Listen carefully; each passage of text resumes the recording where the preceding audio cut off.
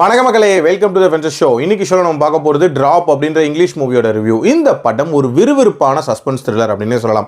அதாவது டேட்டில் நடக்கக்கூடிய பரபரப்பான சம்பவங்கள் அப்படின்ற தீமில் தான் அந்த கதையை கொண்டு போயிருப்பாங்க. அந்த டேட்டில் யார் இன்வால்வ் ஆயிருப்பா அப்படின்னா நம்ம ஹீரோயின் தான். நம்ம ஹீரோயினோட பாஸ்ட்டை பொறுத்த வரைக்கும் ஒரு மறக்கத்தக்க ஒரு பாஸ்ட் அப்படின்னே சொல்லலாம். அவங்களோட முன்னாள் கணவர் பயங்கரமாக டொமஸ்டிக் அபியூஸ் பண்ணியிருப்பாங்க அப்படின்னே சொல்லலாம். அண்ட் அவர் இறந்து போனதுக்கு நம்ம ஹீரோயின் தான் காரணம் அப்படின்னு சொல்லிட்டு இருக்காங்க. ப்ரெசென்ட்ல ஆனால் நம்ம ஹீரோயின் வந்து தன்னோட பையனோட ஒரு பீஸ்ஃபுல்லான லைஃப் வாழ்ந்துட்டு இருக்காங்க. ஸோ ஹென்றி அப்படின்ற ஒரு நபரோட டேட்டுக்காக ஒரு ரெஸ்டாரண்ட்டுக்கு போகிறாங்க. ஆரம்பத்தில் அந்த டேட் நல்லா தான் ஆரம்பிக்குது. அதுக்கப்புறம் நம்ம ஹீரோயினுக்கு பார்த்தீங்கன்னா லைனாக மெசேஜஸ் வர ஆரம்பிக்குது. அந்த ஒரு மெசேஜ்லையும் ஒரு விஷயம் பண்ண சொல்லி ஒரு நபர் சொல்லிகிட்டே இருக்கான்.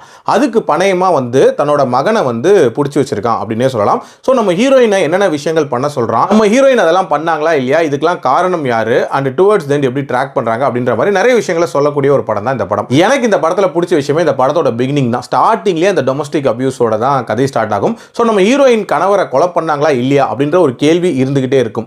அப்படியே கட் பண்ணால் ப்ரெசென்ட்டில் ஒரு பீஸ்ஃபுல்லான லைஃப். அதுக்கப்புறம் அந்த ரெஸ்டாரண்ட்டுக்கு போவாங்களா அந்த டேட்டிங்க்கு, அங்கே அந்த மெசேஜஸ் வர ஆரம்பிச்சதுக்கு அப்புறமாட்டே ஒரு மாதிரி பயங்கர பரபரப்பாக போகும் அப்படின்னே சொல்லலாம். இன்ஃபேக்ட் ஒரு மெசேஜ்லையும் ஒரு வித்தியாசமான டாஸ்க் கொடுப்பான். ஸோ யார் இவன், எதுக்காக இதெல்லாம் பண்ணுறான், ரெஸ்டாரண்ட்டில் இருக்கிற ஒரு ஆள் தானா, அப்படி இருந்தால் அது யார் அப்படின்ற மாதிரி நிறைய கேள்விகள் அப்படின்றது இருக்க தான் செஞ்சிச்சு. அண்ட் ஒரு டாஸ்க்கையும் நம்ம ஹீரோயின் பண்ணுறதுல இருக்கக்கூடிய அந்த டைலமா இருக்குல்ல, அதை ரொம்ப நீட்டாக காட்டியிருப்பாங்க. ஒரு கட்டத்தில் அது யார் அப்படின்றத கண்டுபிடிக்கிற அந்த மொமெண்ட்டும் இன்ட்ரெஸ்டிங்கான மொமெண்ட். அண்ட் அந்த ப்ரீ கிளைமேக்ஸ் போர்ஷன் முடிச்ச விதம் இருக்குல்ல, அதுவும் ரொம்ப சூப்பராகவே முடிச்சிருந்தாங்க. எனக்கு அதுக்கப்புறம் கொஞ்சம் எக்ஸ்டெண்டடாக கிளைமேக்ஸ் அப்படின்ற மாதிரி ஒரு விஷயத்தை காட்டியிருப்பாங்க.